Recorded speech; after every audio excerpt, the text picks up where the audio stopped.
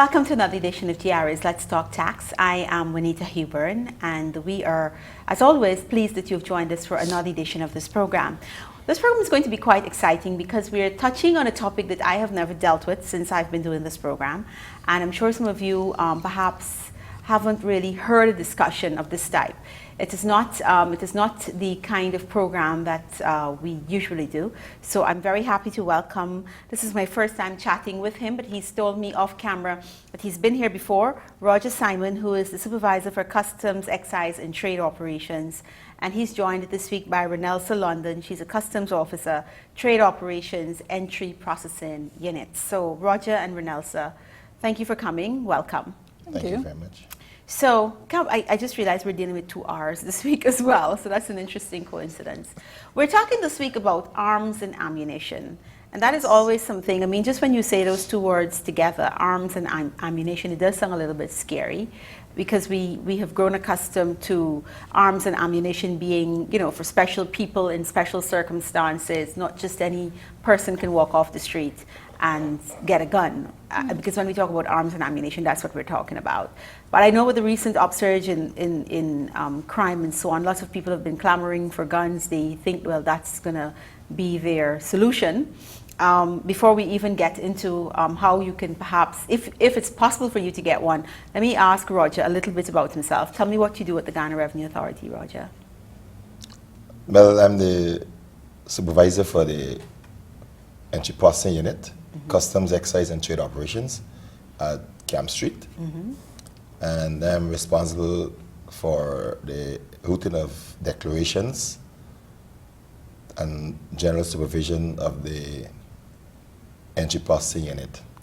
And when we talk about entry processing, this is because all those forms we have to fill, the C-72, all those forms, you have a number of persons who work to put all of that, enter it into a computer. That's right, into the system. When it gets there, it's lodged, it comes upstairs, and it's routed out to the various offices. Okay.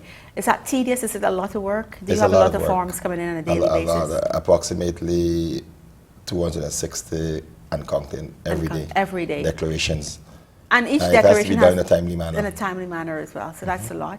All right. I'm not going to ask you how big your staff is, because I'm hoping that you have enough. Yes. Renelsa, let's talk a little bit about your job at the Ghana Revenue Authority. You're a customs officer. Is that an exciting job? Yes, it is. I know I spoke to one child a couple of months ago, and I asked her what she wanted to do, and she's very bent on being a customs officer. I wasn't sure, because I've never thought about what a customs officer does. So perhaps you can tell us how exciting or not exciting this job is. Well, it entails a lot. It depends on which section you're in. If you're in the wharf, you can do examinations, profile, that sort of thing. So you have different areas you can cover if you're a customs officer. Yes. How long have you been doing this? I've been working with Ghana Revenue Authority since 2000. Since 2000, so 15 years. Yes.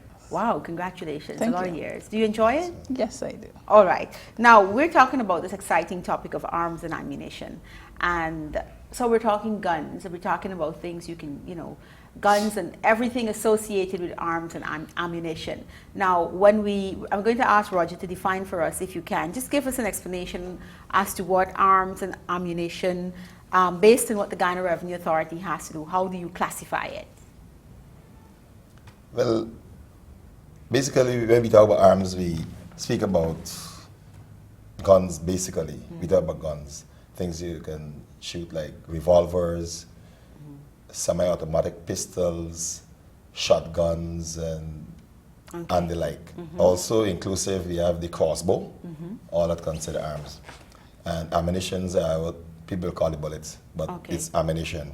Whatever is used to place in the weapon to fire. Okay. So that's arms and ammunition. All right, so we know the distinction now. So if you have a gun, the gun is actually the arms. Yeah. And then they have a sidearm. There's a sidearm, right. There's a hand weapon, and then you have the shotguns. Okay. And they use different type of bullets. And they use different types of size, actually. Renelsa, what were you saying? Cartridge. Cartridge. So the cartridges or the bullets, that's what you call it. Whatever it is, like you said, to make it work. The final end product, that's what we call the ammunition. So that's the That's the definition, and some of us might not have been clear on that before. I hope we were able to clear that up. Now, we know some names for some guns. We know the M16, we know Glocks, we're familiar with Glocks. We know about semi-automatic, and so on. Now, if I know that, we've had this upsurge in, there's a increase in crime. If we just look at the newspapers, we every day almost you're seeing something. And a lot of people feel, I need to be safe, and they might think, look, I need to get a gun. And you always hear when you have ministers meeting communities and ask them about protecting themselves, they want more guns. How is the Ghana Revenue Authority dealing with, do you have anything to do, one, with people getting guns? Can I come to Ghana Revenue Authority and say, look, I want a gun? Are you going to give me the permission to bring this gun in? How is this working? You want to take it? Roger, you're going to take it. All right. Yes. If you need to import a weapon, and or if you can purchase one locally, we won't have anything to do with that. As long as you're licensed to carry the firearm, which will be given by the Guyana Police Force. But Ministry of Home Affairs, as per se. If you're importing a weapon, you went overseas, you see one like for hunting purposes, or to protect your farm, whatever, and you specifically see a weapon that you will need to use, or a handgun, and you are granted the necessary license and the permit from the Guyana Police Force, then when you import it and you bring it to the place of import, then we're going to take it from there. Okay, so if I understand this clearly, the Ghana Revenue Authority does not have anything to do with the granting of permits or licenses for anyone to bring in a weapon. No, we don't. This has to come from the Commissioner of Police? The permit, Yes. that's the permit. So you get a permit? Permit. And then it's also a restricted item by law, so it will entail an import license. You would have to present an import license, which is granted by the Ministry of Trade. Okay. So those are the two things you must have. Permit, Import license. import license. So I have that, and I go away and I decide I saw a really good Glock, and I want to bring it in. What is the process for doing that? Renelsa, can you walk us through that? Or? Okay, yes. What happens is once you're importing a firearm, when it reaches the port, we detain it. We have a note that we call a detention notice. We collect all the relevant information, attach it to date, we detain it, we give you a copy of the detention notice. We also call the police, the Armory Division, and they come and take the weapon or weapons on the escort to the armory. After that, we have nothing else to do with it. You need to have your permission from the Commissioner of Police, your import license, and all other documents in order to process the entry or declaration at Customs House. And all those other documents would be like your regular importation documents? Yes, your C-72, your invoice, your airway bill or BL. Right. Or if you brought it in via passenger baggage, it will still be detained at the airport. But we'll add 10% for the freight. 10% of whatever costs. If it costs $2, then 10% of that $2 will be added in for the freight. You mentioned an interesting aspect just now. You said if you brought it in your bag, your hand piece. Yes. So can I do that? Can I buy my Glock and just bring it through? Yeah, you'll bring it through with permission through the airport. Right. But it will be detained. It will be put in a lockbox. Yes. So you can bring that in as well, in Yes. addition to sending it by air or by sea. You can bring it Yes. in. But you need your permission. You need all your documents your though, in relevant order permission. from everybody. Go ahead. But I may I interject at this point. Sure.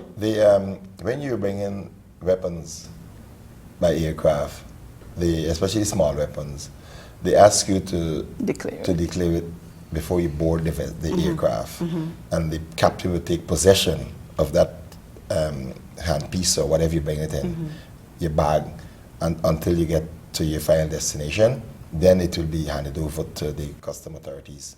Okay. Yeah. Can so you you just can't walk out of the plane and walk on because the captain, the pilot will have it in his possession. Okay.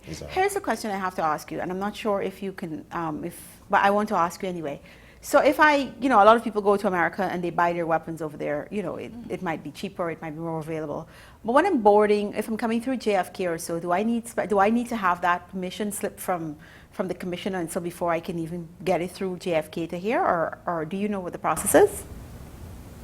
Oh, we won't be able to tell you about that. We know what happens when it comes here. So you can just, so I'm going to have to ask to our friends at the Ghana Revenue Authority, you can visit the website as you're seeing the address on your screens.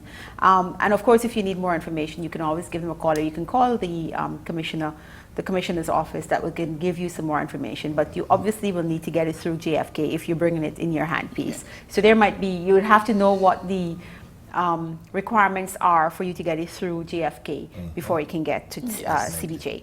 All right, so we hope we've cleared that up for you. But as you heard, Roger and Renelsa can only tell us what happens when you get to our ports here, when you get into the port of entry, which is, of course, the CBJ, the airport. All right.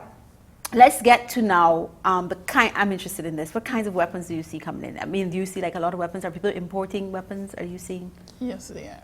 They are. Yes. What kinds are you seeing? Are you excited when you see them? Do you get scared? No. Renelsa, you're a girl. Talk to me. How many have you seen? Have you seen a lot? Yes, I've been on the firearm training too. Yes, I got to use the Glock. Was the Glock good? Yes, I love it. Yeah, it was nice and handy. Yes, it was very handy. Light and everything else. Yes. So girl can have it. Of course. All right. So have you, because I know people are watching our program and they want to know, do you see interesting weapons, like something we might only see in movies and we didn't think it's here, or, you know, we don't think people bring them in? Because you mentioned a bit about hunting. I forget that people can bring their weapons to hunt. Roger, tell me. Yeah, I've seen lots of weapons when I was stationed at the airport in CGIA. Hunting weapons, camouflage, with the top, like with the laser at the top. Oh. Yeah. Did you mean this is like the Rambo thing that we saw when they... At the top that's and so so cool. on. Camouflage weapon, and sometimes the entire, you know, things to go with it. And I've seen an AK-47 and all these kind of weapons coming in. Shotguns, and that looks different. Totally different from the normal ones you see, you know, around. Like the army, the police kind of and so on. But, and handguns. You see all type of handguns coming in. Revolvers, different shape, different size, colors, everything. Colors? Yeah, Huh. like you have the hand, like the way you grip. Right. The hand, sometimes it's white, sometimes it's just black now, sometimes it's rubberized. Okay. Yeah, different. It's for different persons, you know, it depends on your grip that you need. Right, right. So you see all these different kind of weapons. Then what fascinates me is the crossbow. That was really exciting to me. Okay. Yeah, And you can see his face lighting up when he talks about it up to now. It's, Oh, yes. Yeah, I can imagine the crossbow is quite scary when you Yeah, think it about is, it. it is. You can hunt animals as well as As well. people. As well, the crossbow. Yes. Renelsa, what are the kinds of weapons you've seen? The that shotgun, the AK, I've seen it. you've seen it. Yes. Were you scared the first A time? little. A little. Yes. But these were like just you. I'm sure you're seeing them in a box, right? Yeah. You're not like seeing them all set up. No. Right, so it can't really hurt you, but you're just like, oh, here's a big one. Okay, what happens when that piece of weapon enters Guyana? When it gets to where it's coming in? Because you said it comes through the boat as well. Yeah. So how do you treat that particular item? Is it right away you have to lock down? How does it work? Right away from the manifest, you'll know what is coming. Okay. Because it's declared. You have to call Ivlery, let them come, escort it to the armory. We have no more access Jurisdiction to it. over it after No. that and no access to it. No. Once it gets, go ahead. Yeah, and on the same point, what we do is is detained. We have a Yeah. detention slip, as you mentioned earlier, and we also record in the detention register, so we have a record of it. And when the police comes from the armory, they have to sign us uplifting this arm or the ammunition from the custom authorities, and then they will take it down. Well, the police will take it down to the armory section. So documentation-wise, we got it there. It sounds scary enough and very serious. You are watching GR's Let's Talk Tax. We're going to take a quick break. Today we're talking about arms and ammunition, and we're chatting with Roger Simon and Renelsa London. Stay tuned. VAT registrants, you are required by law to keep sufficient books and records of all business transactions since this enables your taxes to be easily ascertained. All records must be maintained for a period of 7 years from the date of transaction. Failure to keep proper books and records is a punishable offense that carries varying penalties, including fines and imprisonment. Welcome back to GR's Let's Talk Tax. We are talking with Roger Simon and Renelsa London of the Customs, Excise and Trade Operations, especially the Entry Processing Unit. And we're talking about arms and ammunition, or the importation of arms and ammunition. We're helping you understand what is the process, how you can go about importing a weapon into Guyana. There are special rules, and we have certainly cleared a lot of ground earlier in the first half of our program. They have seen all the weapons that are in, and Roger is quite excited about the crossbow that he saw. And we heard from Renelsa, who told us earlier that when she sees the weapon, sometimes she gets a little scared because I assume it looks really imposing, even though they're not set up. Most of them wouldn't be completely set up. Yeah. All right. Now, we know that many of you are watching this program, and some of you can afford to buy your weapons, and you are interested in buying it. You might be a businessman. You've just started out. You're doing well. You're thinking about getting a weapon. And how do you go about getting the weapon? What we know so far is that you require a permit. Yes. Which will not come from the Guyana Revenue Authority. It comes from the Ministry of Home Affairs, in particular the Commissioner of Police. So that's where you have to go and get your permit. Yes. So you need the permit, and then you also need an import license. Import license. The import license is issued by the Ministry of Trade. the Ministry of Trade. Okay. And the permit is from the Guyana Police Force. All right. So that's where you get your license and your permit. You have to get those two things. But you won't get the license unless you get a permit. Okay, so you can't. Oh, that's an interesting one. Yes. So if you don't have a permit, You can't get a a license. No. All right. So you can't sneak in a weapon into Guyana. Guyana that easily. So we're being realistic because we hear sometimes. I think just recently I was reading when sometime back in May when you busted was it a barrel or something? Someone brought in a crate or something at the wharf, right? Yeah, and you were quick on the draw, and you were able to get it. Right. So, do you have people trying to sneak weapons into the country, and via barrels and so on? And you get them though. Yeah, Yes. you get them. Yeah, most times. What happens if I try to sneak it in without? I put it in a shoe and hope that you don't find it. And if it's discovered, but we will detain you immediately. Get onto the Guyana Police Force and make an arrest, and we'll take it from there. So you're arrested. You're arrested. The customs There is no officers let's have a conversation. Why did you do this? No. No, you violated the laws, and you need to pay the penalty. Ooh. So you were arrested Yeah, you're arrested immediately and handed over to the police Handed over to the police. along with the weapon. The police would seize the weapon, and they will take it down to the armory, and they will pass you through the records and do the investigation. Okay. If the weapon gets seized, you don't have any. Since you don't have anything, you don't have to process it or anything. It just We just write up our detention notice, let the police sign for it, and they take it down. They take it over. Yes. Sometimes when I'm listening to everyone else, I get the feeling like you're just happy the police is taking this thing over. I don't have to deal with this. All right, let's look at what happens when the weapon gets here. Because it's here, we know so far that you detain it. Yes. There's a detention slip that you write up. You call the police. I'm just looking at the chain of events. Yes. You get, Detention. here's this thing that says, Juanita is importing a Glock. The Glock arrives. You call me or you don't call me? No, you come to examine your stuff. Right. But you would know from before I'm bringing a Glock in. Once it's declared on the manifest. Right. And so the Glock is there, I am there. You then call the police. Yes. And you say, here's this Yeah. weapon. Can you come and get it? That's it? Yeah. Okay. Yeah, they will have to sign the detention register Okay. to take it down to the armory. And they take it to the armory. We have records to show that it was uplifted by the police. All right. Take- But I still need to clear, I mean, it's legal, I've gotten my permit, I have the license and everything else. I still need to go through the process with the Guyana Revenue Authority. Yes, you So even though the weapon has been sent to the armory and it's under police control, you still have your taxes and so on to collect on the item. Yes. Because I have to now show you that I do have permit and I do have the licenses. So what are the documents I need to produce to the Ghana Revenue Authority in order for me to move the process along so I can uplift my weapon?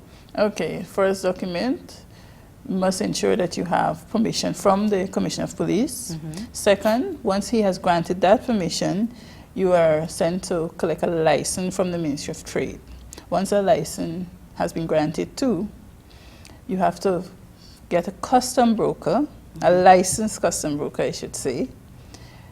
Prepare a document, which is a C-72 form, along with your invoice, if you brought it in via air, sea, or passenger baggage. They can have an airway bill or a bill of lading. So I have to show you an invoice to say where I bought the item and how Yes, much and you what's have. the cost of that. You have to see that invoice. Yeah, the invoice would also include your serial number, the type of weapon, your name is on it, which should be on the license and the permission. All Right. of these information should be on the license and the permission from the Commissioner of Police. What happens if it's like, I have an uncle who lives away, he has got a couple of guns and he has one lying around and he's like, look, you can take one.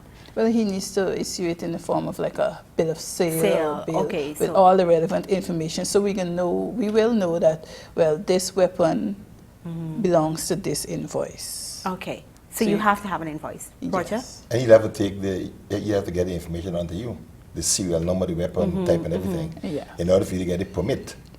Oh, Because so I those need- information will have to be on the permit and also on the license before the arrival of the weapon. So I have to know what weapon I'm getting Exactly. before I even get the weapon. Definitely. Because I need to get, so the license doesn't say Juanita is permitted to bring a Glock No. or a it gun. doesn't. It has to say specifically, what type and the serial, Serial number ABC. Yep. Okay. Good. Does it limit me? If I'm bringing in 5 guns, and does it say will it tell you I'm bringing 5 or? Yes. Oh, so it also has says the exactly how quantity, many I'm. type, Oh. serial number, how many magazines you're bringing in, Yeah, the the ammunition. cartridge, Right. everything. Everything. So this is not something I can't just have. It's not a blanket license and just No, say it's specific. very specific. Yes, very and you're looking for it. So if the license says 2 and I bring in 3, then you're seizing 1. Yes. Okay, just so you're clear. Your license has to be very specific. Are these guidelines ever changed? I'm just thinking, in terms of the information you're giving us now, in terms of permits and licenses, especially the No, permits. Well, for years it's been that It's way. been It's that been way that since way. I've joined the Yeah. Ghana Revenue Authority. It's been Alright. that way. The same procedure all the time, the same permit, the same license, and you get onto the clearing of the weapon. Now, I have to say, many of you watching the program will say, well, Benita, you should have had somebody from the police here as well to perhaps tell us their requirements. I'm even listening to you, I'm thinking that perhaps we should have been able to give you some of that information as well. But I'm sure if you go to GRA's website, it will point you in the direction of the Ghana Police Force and who you need to talk to and what information you perhaps will need. Because I'm thinking that outside of you, even when you're getting that permit, there might be checks that they have to do themselves with you, so you'll know whether or not you qualify. So as you're watching the program, it does not mean that if you meet those, I can get I want to do it, I have a business, that you will be given that license automatically. Unfortunately, the Ghana Revenue Authority doesn't provide licenses. They don't give you permits, so it wouldn't come from them. But it will help your case if you're interested in acquiring a weapon or bringing one in, that you speak with someone from the Commissioner's office, and you get further guidance on what are the requirements that they have for you to be issued a license. Okay, so Brunelso, we left you telling us about I need to get a licensed broker and get all my forms together, and I present them to you, and then I have to be ready to pay all the taxes over. Yes. All right. Can you walk us through perhaps outside of the C-72 form? That's the one I have to fill. Is this not something I can do by myself? What if I don't want to do it through a licensed broker? Is this a form I can fill up by myself? Yes, you can fill it up by yourself if you know the relevant information that has to be put in. It's a self-explanatory form, but you have to know how to fill it. All right. That's why we ask you to Go to seek somebody who's licensed licensed broker. to get that information. Yes, it is. All right. How long is that process? Does it take a longer time because it's a weapon? Do I have to wait 5 days, 7 days, a week? No. Well, not a week, a month?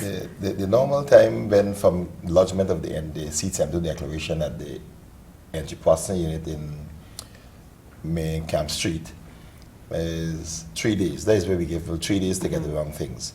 It might take a shorter time, it might be a little longer. If you are doing your declaration yourself, you don't understand, you might not fill out all the information on the C-72. It might be queried, you might be asked to give some more information, it might take a little longer time. But if with a licensed broker, you're supposed to be able to get all the information intact. So as soon as it's lodged, from that time, 72 hours, you're supposed to pay your duties, taxes, and be ready to uplift your weapon. All right, and you uplift your weapon not from the Ghana Revenue Authority, but from the Armory. From the Armory. All right, let's talk quickly about challenges that you might find with people who are importing weapons or arms and ammunition. You might have some challenges where they perhaps forget to fill something, they don't produce some of the documents. What challenges you encounter when you have to deal with importers? If I could just say one, yes. What you find is that sometimes some persons, they might want to bring in the weapon.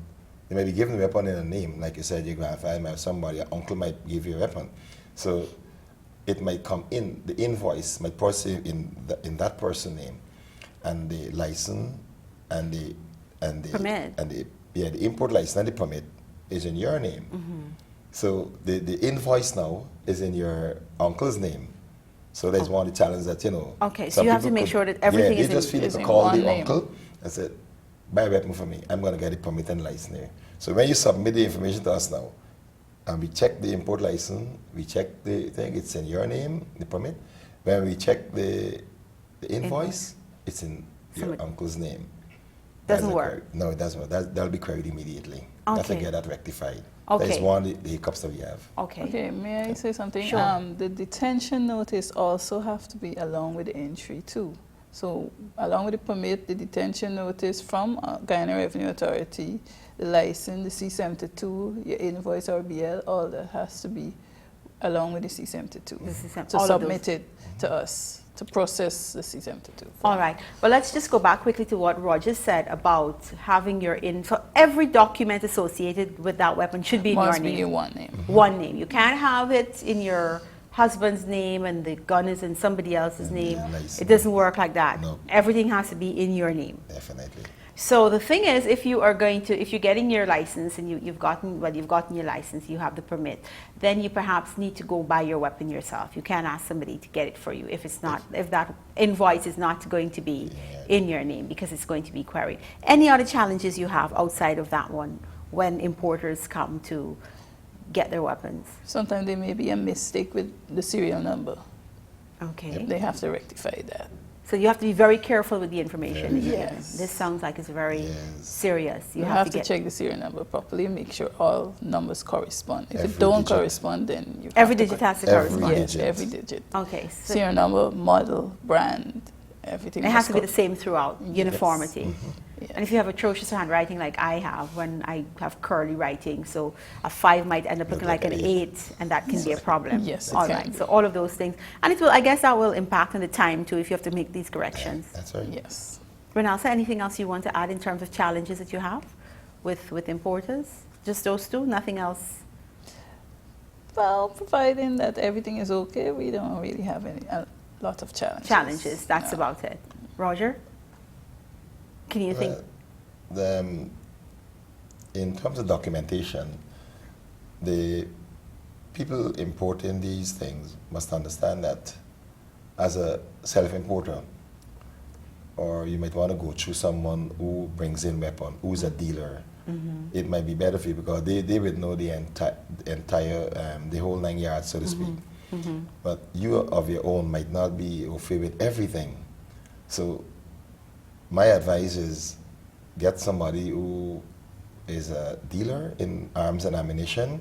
It might be easier for you. Contact them so they could buy it for you.